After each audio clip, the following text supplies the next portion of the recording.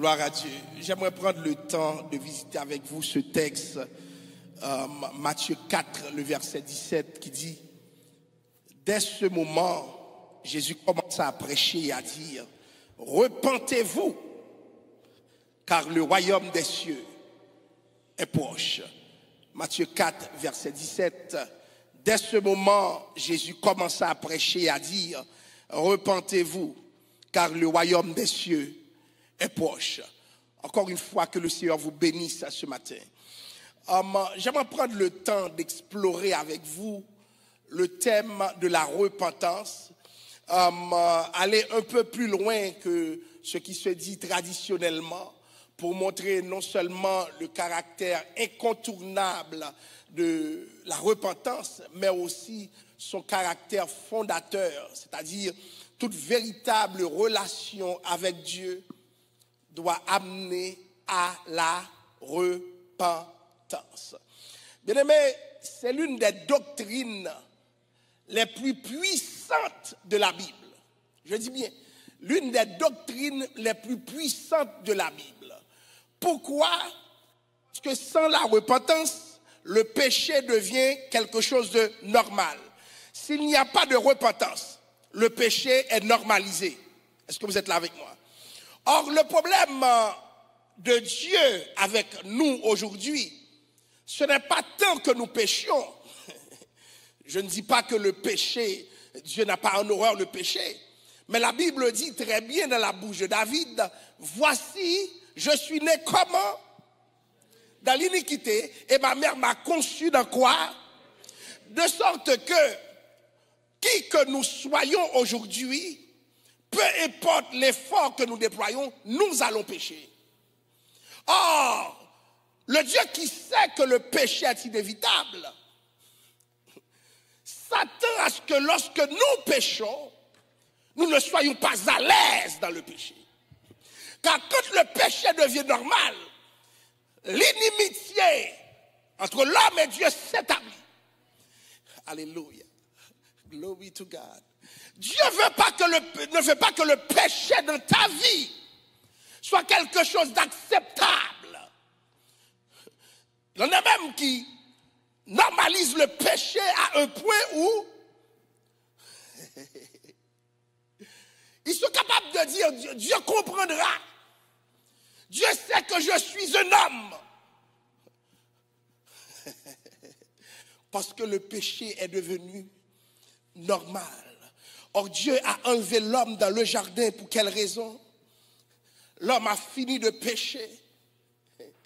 Et qu'est-ce que l'homme a fait après le péché? Adam, où es-tu? Comment as-tu fait cela? Au lieu d'entrer en lui-même pour prendre conscience de son péché, qu'est-ce qu'Adam a choisi de faire? Adam a choisi d'accuser sa femme. Et ce faisant, a accusé Dieu. La femme que tu as mise à mes côtés. Une accusation à peine voilée. Mais en réalité, si Dieu n'intervient pas, Adam allait rester dans le péché. Ce n'est pas juste un fruit défendu qu'Adam prendrait, mais Adam mangerait tout l'arbre. Vous êtes là ce matin? Parce que le péché est rendu normal. Le péché est rendu acceptable. En dépit des conséquences, Adam a même vu qu'il était nu, mais même s'il est nu, son problème, c'est qu'il n'est pas capable d'entrer en lui-même pour faire un examen de conscience en disant: j'ai péché. Bien-aimés, si nous ne pouvons pas rentrer en nous-mêmes, le péché va nous détruire. Pourquoi la Bible parle de châtiment par rapport au péché? Attention, le monde fait son péché. Dieu peut menacer, Dieu peut détruire, mais il peut prospérer dans le péché. Vous êtes là? Vous n'avez pas vu des gens, bon, ils font toutes ces mauvaises choses, et malgré cela, ils prospèrent. Vous ne vous êtes jamais posé la question de savoir, mais pourquoi un tel comportement de la part de Dieu? Dieu n'a-t-il pas vu un tel? Mais un tel n'est pas l'affaire de Dieu. Un tel n'a jamais laissé le péché. Est-ce que vous êtes là? Un tel n'a jamais laissé le péché. Donc, quand nous parlons du péché, alléluia, nous nous adressons à ceux qui connaissent déjà Dieu et qui veulent rester dans le péché. Ce n'est pas normal. Une fois que tu connais Dieu, tu ne peux pas normaliser le péché. Et le péché en horreur, sinon le péché va t'avilir. Je ne te dis pas que tu ne tomberas pas. Je ne te dis pas que tu ne seras pas fautif. Mais je te dirai que tes fautifs ne continuent pas à évoluer de la faute. Mais demande pardon à ton Dieu. Seigneur, j'ai péché. J'ai péché. C'est pourquoi c'est l'une des doctrines les plus puissantes dans la Bible. Jean-Baptiste a demandé aux Judéens de se repentir, car le royaume des cieux est proche. Dieu a fait un temps sans parler. Maintenant, quand Dieu commence à parler par Jean-Baptiste, c'est le message de la repentance. Le message de l'évangélisation même est basé sur la repentance. La doctrine de la repentance est une doctrine universelle. C'est une doctrine qui ne concerne pas seulement ceux qui sont à l'extérieur de l'Église, dans le cadre de l'évangélisation, mais c'est aussi une doctrine qui concerne ceux qui sont à l'intérieur de l'Église. L'Église doit se repentir. L'Église doit se repentir parce que nous devons nous battre pour que le péché ne soit pas normal dans notre sein. Nous réservons souvent le thème de la repentance pour prêcher à ceux qui sont dehors et ceux qui sont à l'intérieur. Pourquoi il y a côté des péchés comme ça, c'est l'Église? Parce qu'à l'Église, nous avons l'art de couvrir le péché. À l'Église, nous avons l'art de cacher le péché. À l'Église, nous avons l'art de théologiser sur le péché pour le rendre normal. C'est acceptable. Pourquoi? Parce qu'on veut une Église cool. D'ailleurs, quand tu prêches sur le péché, des gens peuvent même t'attaquer pour dire que tu es vieux jeu. Le discours sur le péché à l'église est souvent mal préparé, mal articulé. Je vais vous dire quelque chose. En aucun cas, le péché ne doit devenir normal chez toi. Combat le péché. Résiste jusqu'au sang. Tu tombes une fois, lève-toi. Dis Seigneur, je ne veux pas. Lutte avec le péché. Parce que ceux qui t'empêchent de vivre avec Dieu peuvent fermer la route pour aller au ciel. Attention au péché ce matin. Attention au péché. Attention au péché. Quel que soit notre niveau de la salle, s'il y a quelque chose qui est en train de nous guetter chaque jour, c'est le péché. L'apôtre Paul de dire, je fais le mal que je ne veux pas. Je ne veux pas le faire, mais j'arrive à le faire. Oh, pour servir Dieu, je dois cesser de pécher. Pour servir Dieu, je dois combattre le péché. Le péché est auprès de moi. J'aime le péché, mais je dois combattre le péché, car je suis serviteur de Dieu. Je ne peux pas aimer le péché. Je dois haïr le péché, car Dieu est le péché. Mais ça demande une grâce qui n'est pas humaine, une grâce surnaturelle, parce que l'homme depuis un Adam a déjà prouvé qu'il peut vivre dans le péché et qu'il veut vivre dans le péché. Adam ne s'est pas repenti. Il a fallu que Dieu descende. Lorsque nous péchons, la voie vers la repentance n'est pas facile. D'ailleurs, je peux vous le dire d'expérience. L'homme le plus dangereux à rencontrer, c'est l'homme qui pêche et qui n'a pas pris conscience. Parce que le péché est rendu normal. Et je vais vous dire quelque chose. Malgré ta faute, Dieu te parle ce matin. Ne laissez pas le péché se normaliser dans ta vie. Va prier. Prie le Seigneur. Prie. Repentez-vous. Repentez-vous. Car le royaume des cieux est proche. Alors, attention ce matin, puisque nous allons parler du péché, de la repentance si vous voulez, ce que la repentance n'est pas. La repentance n'est pas le remords ou le regret. Tu peux bien regretter et ne jamais te repentir. Judas n'a-t-il pas regretté ce qu'il a fait? Mais Judas ne s'est pas repenti. Judas n'a pas connu la métanoïa. Donc beaucoup de personnes ont ce déficit. Ils confondent le regret d'avoir fait du mal, le regret de s'être mal comporté avec la repentance. Non, tu as juste regretté. C'est une capacité que tout homme a en lui de regretter une action commise, de regretter une action posée. Ce n'est pas un acte chrétien qui nécessairement, mais exclusivement, d'avoir un regret. Donc beaucoup de personnes sont arrivées à la phase de regret. Je me rappelle de quelqu'un qui me disait comment avec un homme de Dieu, il tombait à chaque fois. Écoutez, chers amis, à chaque fois qu'il finissait de tomber, ils se mettaient à prier ensemble. Et puis l'homme de lui dire à chaque fois, nous allons pécher, mais nous allons prier après. Et cette prière, c'était une prière pour exprimer un soi-disant regret. Écoutez, ne vous moquez pas de Dieu, chers amis. Ne vous moquez pas de Dieu.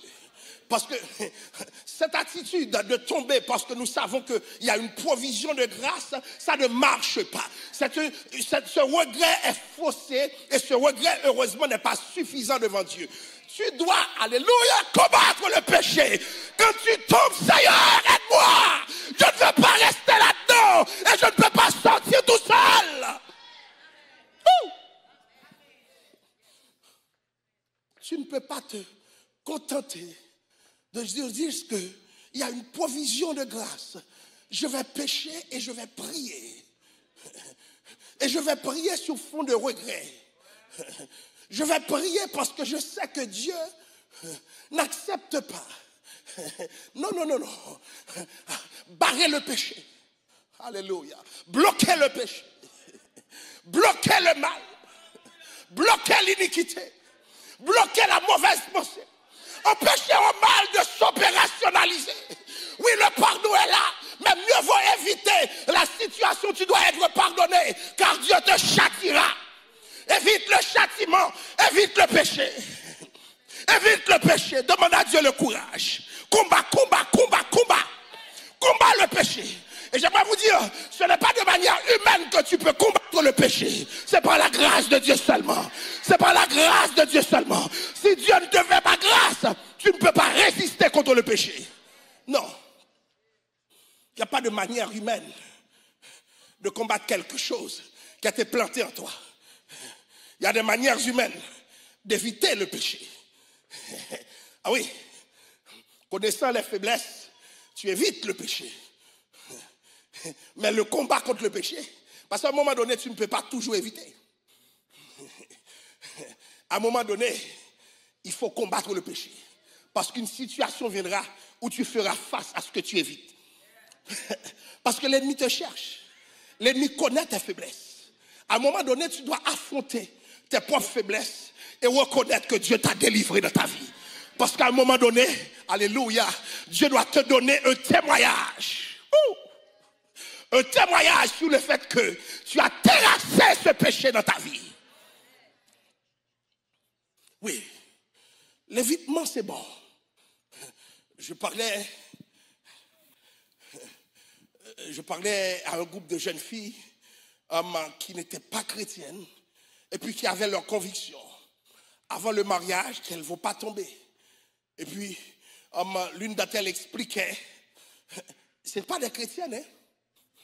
Eh bien, on n'est jamais seul dans le même endroit.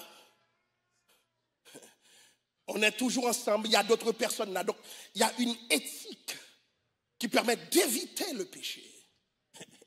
Mais je parle même au-delà de l'éthique. Parce qu'un jour, tu devrais affronter le mal. Parce que l'ennemi sait très bien c'est quoi ta faiblesse. Tu ne pourras pas toujours éviter. À un moment donné, le mal va être présent devant toi. Il faut demander à Dieu une grâce surnaturelle pour combattre le mal. Et je vais vous dire quelque chose, ça prend la grâce. Je le redis encore, ça prend la grâce. J'ai entendu des prédications côté que c'est jour et monde qui n'ont péché, hein, mais c'est mal comprendre le péché, mon cher. Ah oui, quand tu finis d'injurier la personne va changer. Depuis quand les injures ont changé des hommes? Depuis quand les injures ont changé des femmes? Non. Lorsque nous comprenons la faiblesse, merci beaucoup. Lorsque nous comprenons la faiblesse dans laquelle l'homme est plongé, nous devons aller sur nos genoux pour dire Seigneur, je ne veux pas ça. Et je vais vous dire quelque chose.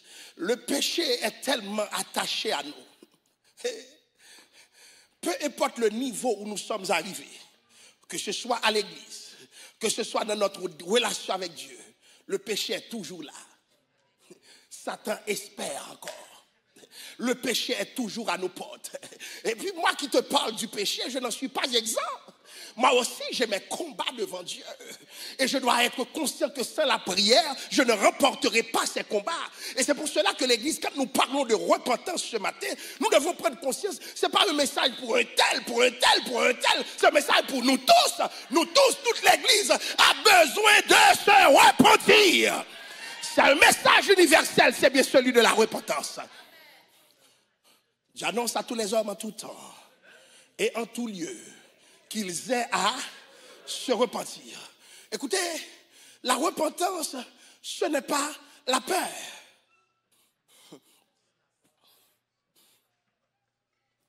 Ce n'est pas la peur. Beaucoup de gens bien-aimés n'ont pas fait quelque chose, c'est parce qu'ils ont peur.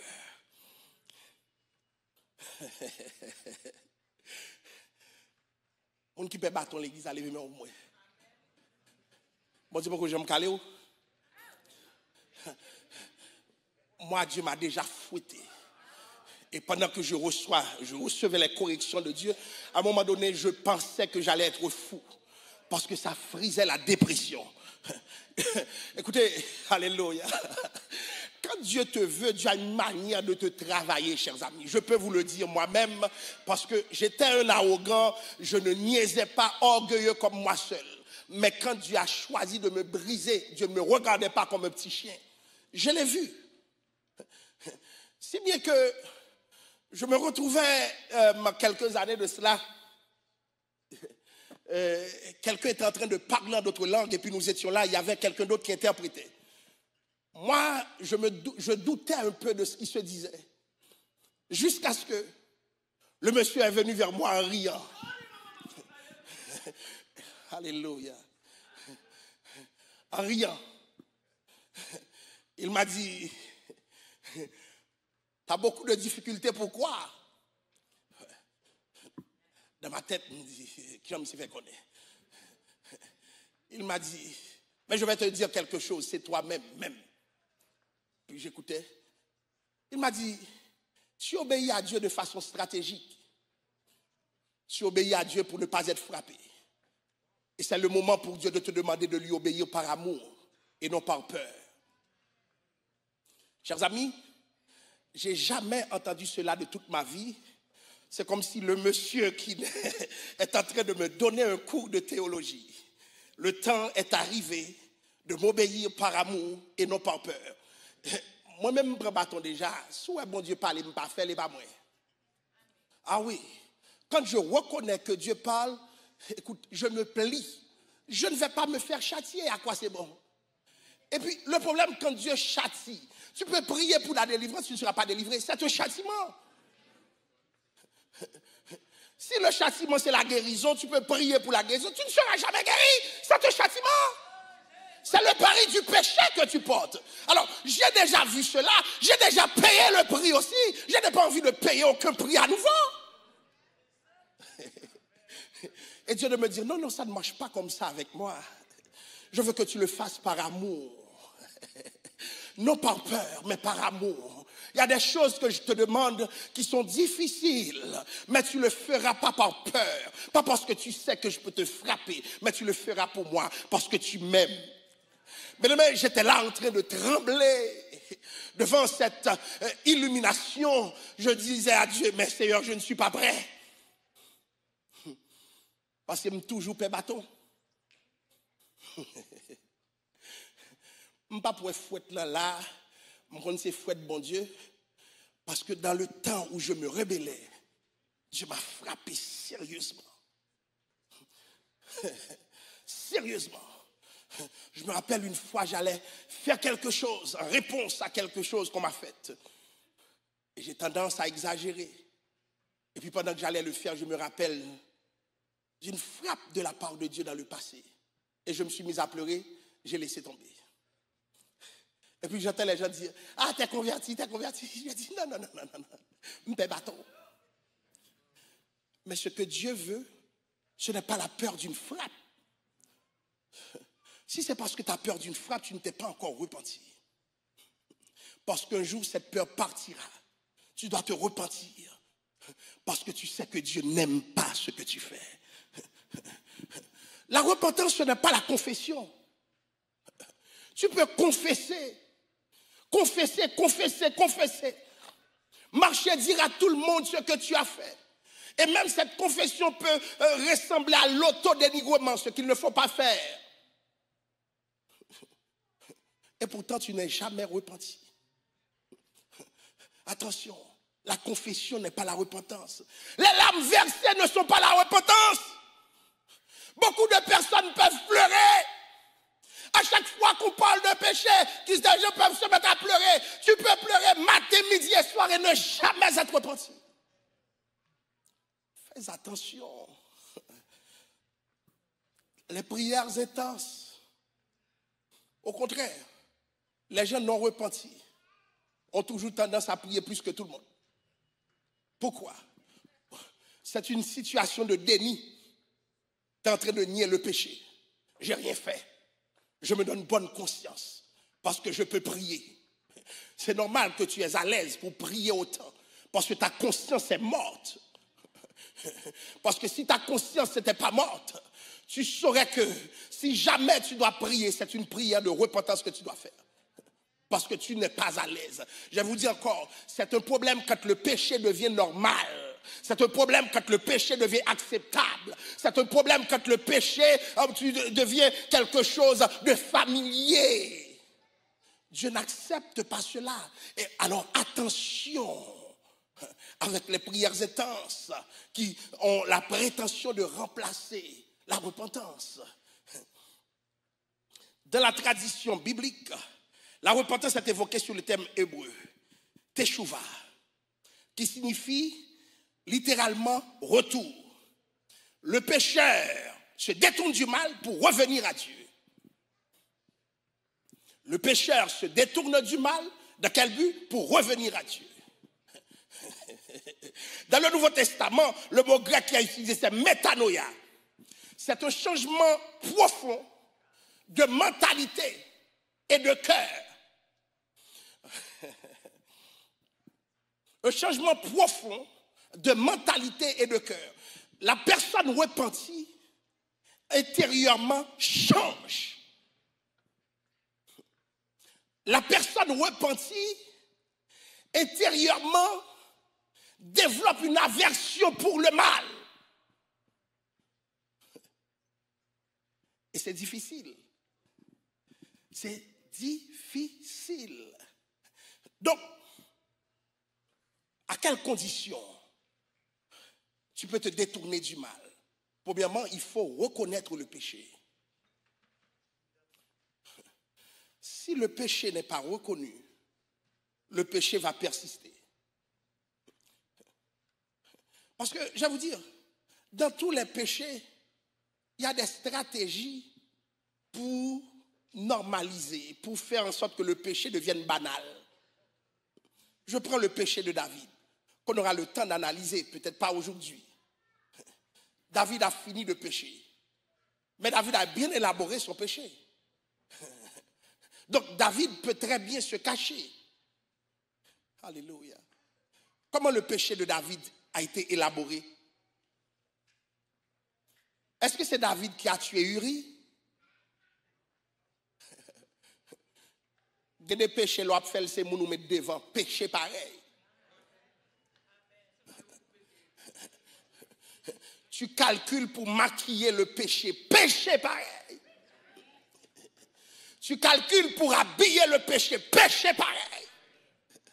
Peu importe tes stratégies, la motivation, elle est malsaine. Donc Dieu voit la motivation.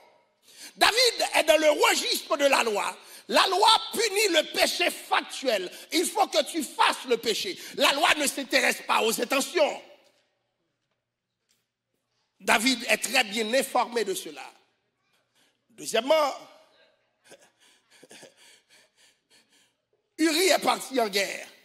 Il fallait quand même qu'il y ait quelqu'un à la guerre. Il fallait qu'il y ait quand même quelqu'un au front. Donc on ne peut pas me reprocher, moi David. Vous savez, des fois nous planifions le péché. Et puis nous nous disons que Dieu n'est pas là.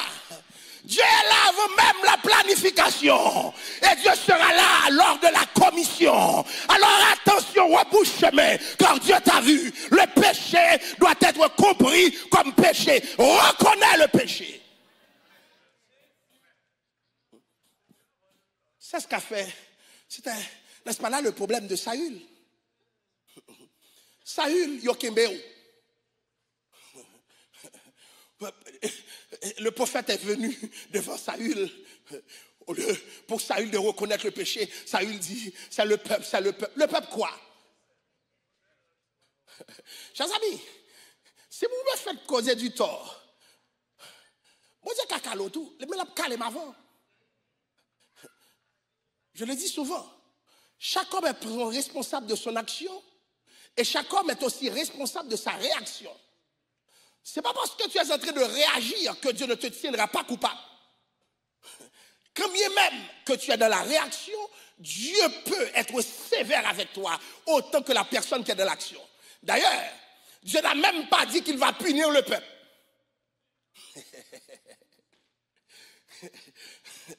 Dieu n'a pas puni le peuple qui empressait Saül. Dieu n'a pas dit qu'il va punir le peuple. Mais attention, le bon Saül qu'il a appelé, le bon Saül qu'il a oué, c'est le même Saül qu'il a rejeté.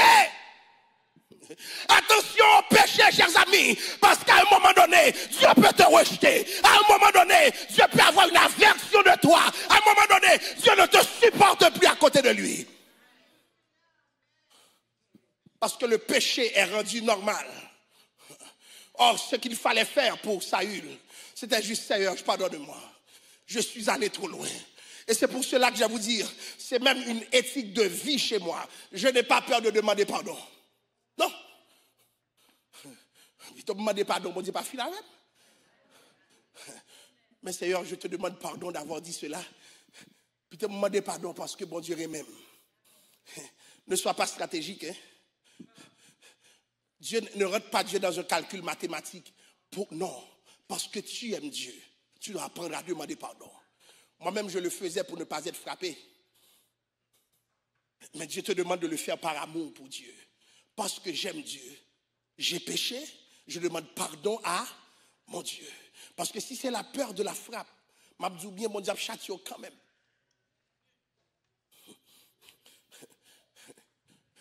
Je me rappelle quand j'étais enfant, et puis on essayait d'avoir une bonne conduite après quelque chose pour que mon père ne nous frappe pas.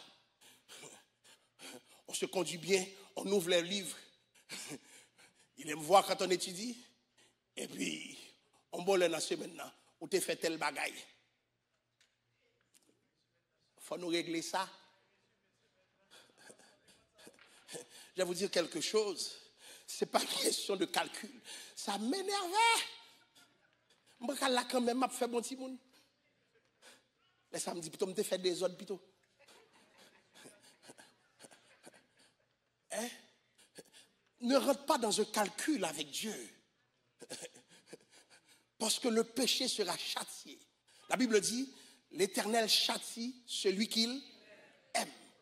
Par amour pour Dieu, tu dois être châtié. Et pourquoi le châtiment est là? C'est pour que tu ne sois pas à l'aise avec le péché. Quand tu finis de pécher, Dieu secoue ta vie. Parce que si Dieu ne le fait pas, tu seras à l'aise dans le péché. C'est comme si Dieu te laissait dans le jardin d'Éden. Après le péché, tu jouis tous les plaisirs. Non, non, non, ça ne se passera pas comme ça avec Dieu. Après le péché, Dieu choisit de te déranger.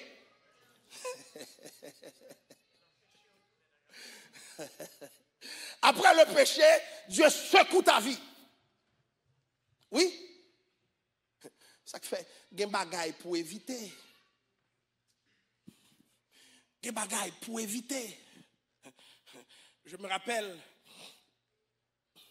j'étais jeune, et puis on était à l'université, je démarrais mes études, j'étais d'abord dans une école où il n'y avait que des hommes. Pas de souci. Et puis je suis rentré dans une école où il y a des femmes aussi. La dynamique change. Du primaire au secondaire, j'étais juste avec des hommes, des gars. Maintenant, je suis avec qui? Des femmes aussi. Oh, des petites lettres sont en train de passer un peu partout. Je me rappelle avoir dit, Seigneur, pourquoi je n'ai pas connu ce beau monde avant? Les lettres passaient. Et pendant ce temps, je connais Dieu. Mes collègues, mes camarades, mes condisciples trouvaient que c'était une aubaine. Et puis moi, chaque fois que je pensais à l'aubaine, je me mettais à trembler parce que je connaissais déjà Dieu. Des fois, je me disais, Seigneur, pas qu'oublier un petit moment. Parce que moi, je prends pour égarer. Maintenant, chers amis, mes problèmes se sont intensifiés parce que c'est comme si j'avais une carte.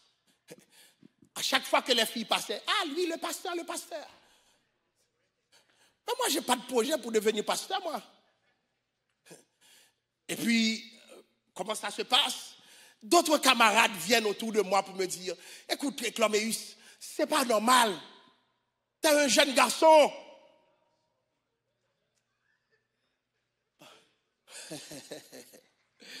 Quelqu'un me dit, si ce n'est pas Dieu qui me retient, pourquoi qu'il y a des gammes de café, mon frère? Alléluia.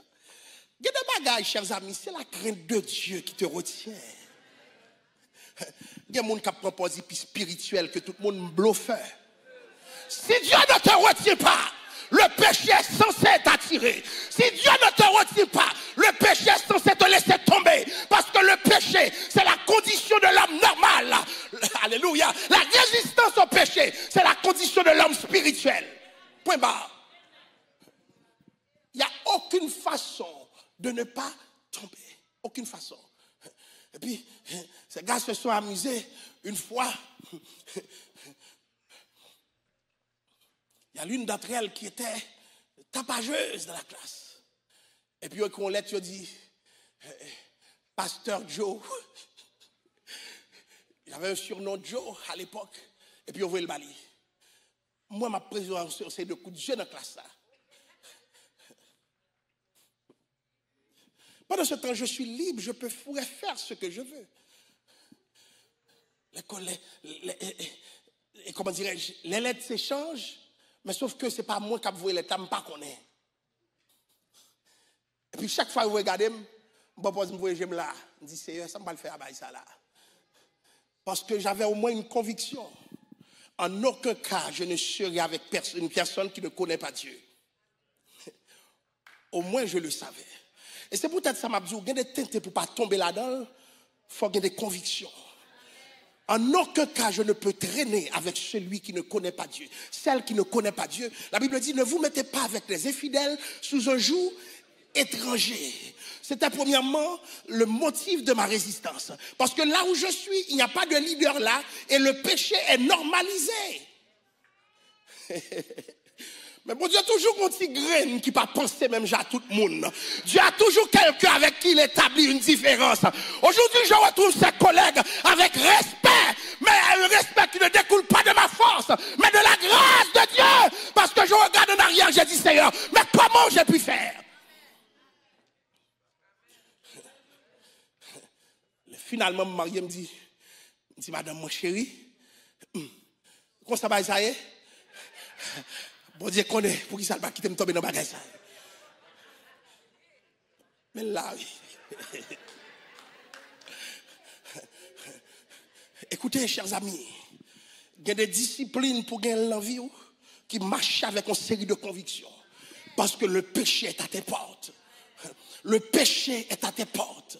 Le péché te cherche. Le péché veut détruire quelqu'un. Le péché veut finir avec ton caractère, ton tempérament. Le péché veut t'épuiser. Et quand le péché finit de t'épuiser, le péché te jette devant tout le monde. Alléluia. Glory to God. Ce que j'ai remarqué, chers amis. Maintenant, je fais un inventaire après des années. J'étais l'égaré, j'étais l'imbécile, j'avais toutes sortes de noms. J'ai fait économie ici. Alléluia. Maintenant, ces mêmes personnes qui m'ennuyaient sont incapables de mener une vie en couple. Trop habitués au péché, trop habitués au mal, incapables d'être avec une seule personne. Hey. Incapable de réussir, incapable de montrer aux enfants la voie. Pourquoi? Parce que le péché a rendu normal. Alléluia. J'ai vu des vies déviées à cause du péché, bien-aimé. Il y a des choses qui ne doivent jamais se normaliser. Dénoncer le péché auprès de tout Dieu. Demander à Dieu le courage de combattre le péché. Oui, j'en ai fait l'inventaire. J'ai reçu un appel d'un ami l'autre jour. Et puis, il m'expliquait. Il dit, moi, c'était sur combien de divorces? Sur son 4e. Et puis il dit, ah, pasteur, on va comme ça qui a passé de la femme pas bon. Premier homme qui a dit femme pas bon. Deuxième homme qui a plus ou moins. Mais troisième là, quatrième là, ah non, moi je suis un problème. Non, tu n'as même pas un problème, tu es un problème. Tu es un problème. Pourquoi? Parce que le péché s'est normalisé. Et je sais très bien qu'à un moment donné, dans le péché rendu normal, tu ne peux pas vivre avec quelqu'un de normal. Vous entendez ce que je vous dis? Ceux qui sont dans la débauche ce matin, à un moment donné, la débauche vous désorganise, vous déstructure tellement que vous ne pouvez pas vivre avec quelqu'un de normal.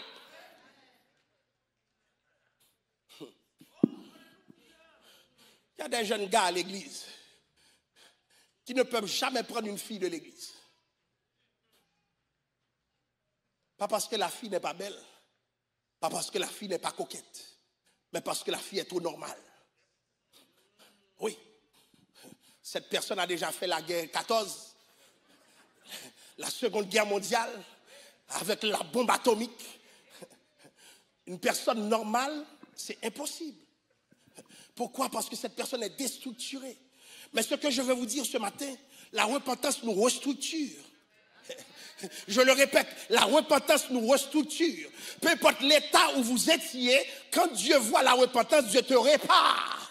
Donc l'église, c'est l'univers des hommes et des femmes que Dieu répare. Peu importe les profondeurs du mal que tu as connu, si tu connais la repentance, Dieu te répare. Alléluia. Les bons Dieu réparé. Tu peux vivre avec ta petite femme, tu peux vivre avec ton petit mari, tu peux vivre paisiblement parce que Dieu t'a réparé. Demande une réparation ce matin, car Dieu répare des hommes, Dieu répare des femmes, Dieu répare des drogueurs, Dieu répare des assassins, Dieu répare des prostituées, Dieu répare ce matin par la voie de la repentance. Alléluia! Que quelqu'un se reprend devant Dieu, il y a une réparation. Alléluia! Oui, il y a une réparation. Quelqu'un peut sortir dehors dans les profondeurs du mal. Mais si Dieu te dit qu'il a réparé quelqu'un, alléluia. C'est comme l'enfant prodigue qui retourne chez lui. Il ne retournera plus jamais dans la boue. Il ne retournera jamais en arrière parce qu'il sait que le monde ne veut que prendre sa vie, prendre ses biens, prendre ses richesses, prendre sa possession. Il ne retournera pas. Parce que la repentance, elle est sincère. Ce que Dieu te demande ce matin, alléluia, alléluia, ne peut pas provenir uniquement de vous. Il faut la collaboration de l'esprit. Ce que Dieu peut faire ce matin, c'est en collaborant avec toi, te montrer qu'il peut te changer ce matin. Alléluia. Il peut te changer ce matin. Il peut te changer ce matin. Et je vais vous dire, quand nous parlons de repentance, nous parlons seulement de ceux qui sont à l'extérieur. Même pendant que tu es à l'intérieur, tu as besoin de te repentir. Et je le dis souvent, les péchés que je n'ai pas faits, je les ai imaginés, j'ai péché pareil.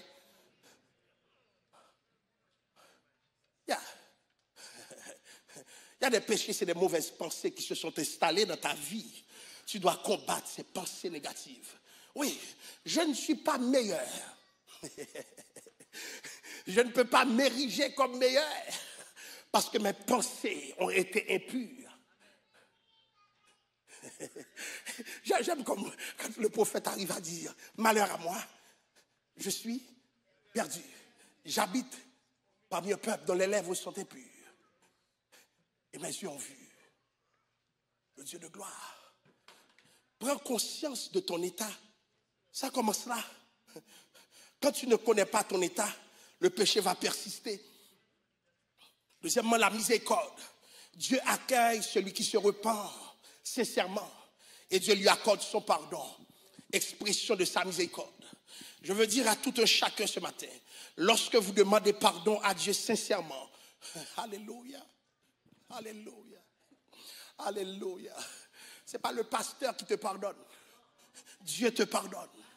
Dieu te pardonne ce matin.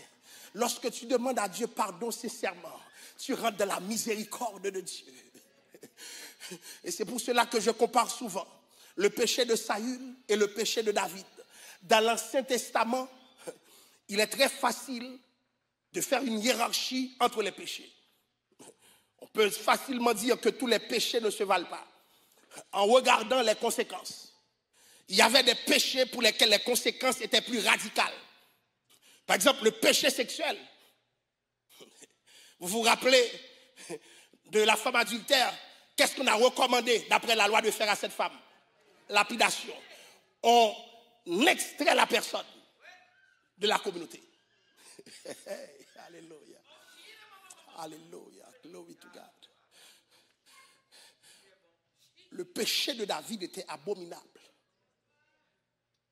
Encore sous le registre de la loi. Le péché de Saül, c'était une désobéissance. Mais qui Dieu a rejeté?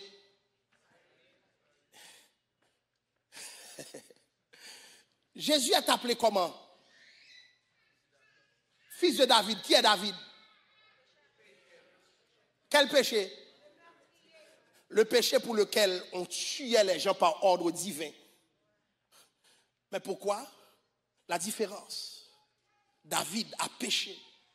David reconnaît son péché. Je vais vous dire ce matin, quand vous péchez, vous n'avez pas besoin de goûter avec vous.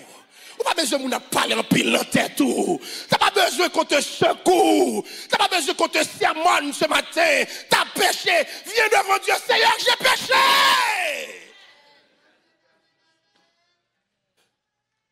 On n'a pas à te prouver quoi que ce soit.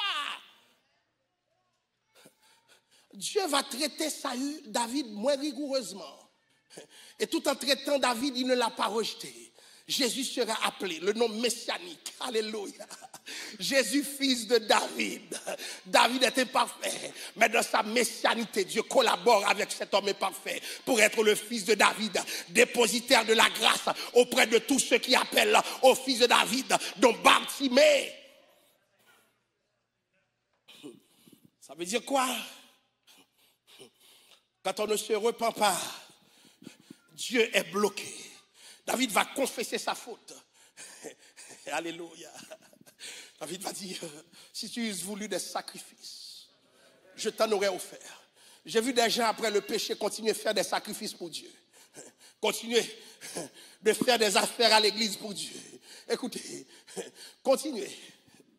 C'est pas ça que Dieu cherche à t'aimer. C'est pas ça que Dieu cherche à t'aimer. Après le péché, ce que Dieu te demande, viens planer devant mon Dieu. Ouvre ton sac devant ton Dieu. Déverse-toi. Alléluia. La transformation, la repentance biblique ne se limite pas au regret, elle se prolonge dans une conversion de la personne tout entière. Un changement de vie effectif. Donc, première étape, prise de conscience. Deuxième étape, c'est l'humiliation. La dernière étape, c'est le changement de conduite. Et ça rend l'individu prêts à recevoir le pardon du Seigneur. Donc, le pardon, pas le pardon, la repentance débouche toujours sur une résolution. Quand tu te repens, tu te dis, je ne vais plus refaire cela. Vous entendez ce que je vous dis? Je ne vais plus refaire cela. Ce matin, je vais finir en disant, parce que si je continue à prêcher la repentance, je peux continuer. Et surtout la repentance de l'église locale, des églises locales. Les églises doivent se repentir parce que les péchés sont devenus normaux. L'église doit se repentir de la tête jusqu'au dernier de l'église. Parce que sans repentance, nous serons bloqués devant le Seigneur. Dieu ne cherche pas une église qui simplement adore. J'ai déjà prêché pour vous. Dieu s'intéresse à l'adorateur avant même l'adoration. Alléluia. Ne viens pas devant Dieu sans repentance ce matin. Ne viens pas devant Dieu avec ton état comme si de rien n'était. Demande pardon à Dieu. Dieu peut te changer ce matin. Dieu peut changer ton état ce matin. Tu as des addictions au péché, faille. Mais Dieu peut te changer ce matin. C'est ça, oui, l'évangile. Dieu peut te changer ce matin. Mais est-ce que tu donnes la chance à ton Dieu de te changer? Si tu ne reconnais pas ton péché, si tu persistes et signes comme Saül, Dieu va persister et signer pour dire, puisque tu ne reconnais pas, je vais te résister. Je vais finir avec ce texte qui dit, Dieu résiste à qui? Il fait grâce à qui? La Bible dit aux orgueilleux. Vous savez pourquoi aux orgueilleux? Parce que c'est toujours l'orgueil qui nous empêche de reconnaître notre péché. Un orgueilleux peut tuer quelqu'un et puis l'on vient devant lui dire, moi-même, c'est la personne qui agit. C'est ça, oui, que fait l'orgueil. Tu peux tenir un orgueilleux la main dans le sac. L'orgueilleux veut changer le narratif. Cesse de plaider. Dieu sait ce que tu as fait. Dieu sait ce que tu as fait. Le pasteur ne sait pas. Mais Dieu sait ce que tu as fait. Les membres de l'église ne savent pas. Mais Dieu sait ce que tu as fait. Tes parents, ta famille ne savent pas ce que vous faites. Alléluia. Chers amis, demandons grâce pour l'église de Jésus-Christ.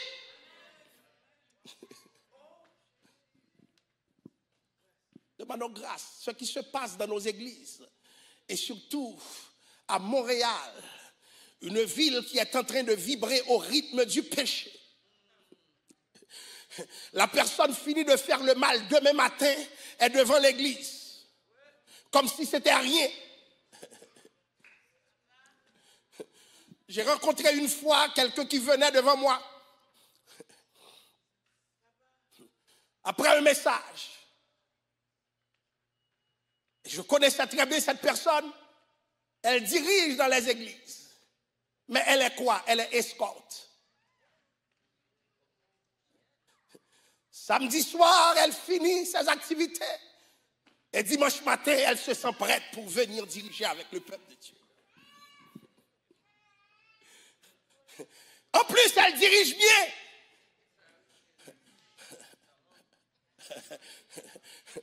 Elle dirige bien. Capable de faire trembler le peuple. Et c'est pour cela, moi, ce qui m'intéresse, c'est d'abord la conversion, bien-aimé. C'est la repentance. La personne finit de clubber, sans décorum, la première place qu'elle choisit, l'église. Bon, pourquoi t'es gagné? Après avoir fait le péché, on se met en exemple. Et puis l'ennemi est en train de nourrir. Parce que le péché devient normal. Il y a des bagages où je fais le chita là. Si je n'ai pas de courage pour me parler, j'ai le courage pour me chita. Parce qu'on ne niaise pas avec le péché. Parce que le péché engendre le péché. Depuis que tu commences, tu n'arrêteras pas. Depuis que tu commences, tu continueras. Depuis que tu commences, tu accepteras. Depuis que tu commences, tu pousseras même d'autres à faire le même péché en faisant comme ce n'est rien, ce n'est rien, ce n'est rien. Comment ça, ce n'est rien? Le péché doit te déranger ce matin. Fais attention à ton péché.